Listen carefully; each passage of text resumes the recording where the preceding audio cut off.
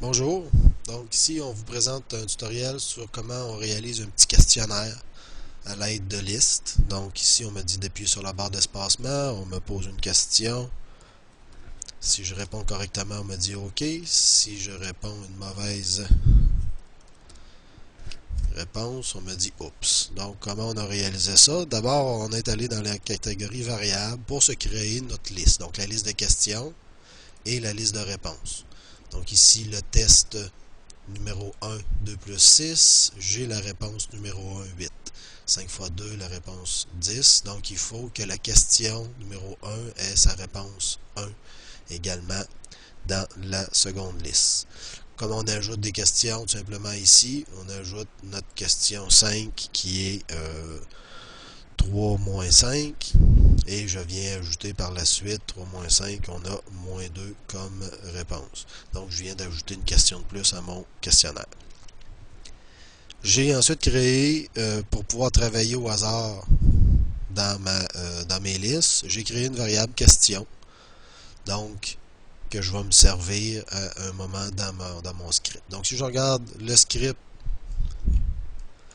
comme tel, à question, je vais attribuer une question, un nombre entre 1 et la taille test. Donc, on est capable d'avoir ici avec la brique taille de test. Donc, il va chercher combien j'ai d'éléments dans mon test et il va me donner ici, par exemple, 1 à 5. J'ai pas besoin de redevenir modifier mon script si j'ajoute des questions. Donc, j'attribue à question, ma variable question, j'y attribue un nombre.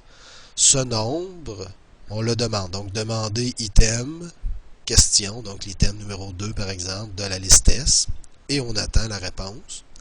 Si la réponse égale à l'item question, donc au numéro de la question de la liste réponse, je dis OK, sinon c'est une mauvaise réponse.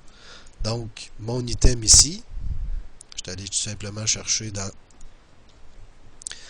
capteur, pardon, donc demander quel est ton nom. Donc ici, je demande l'item de ma liste.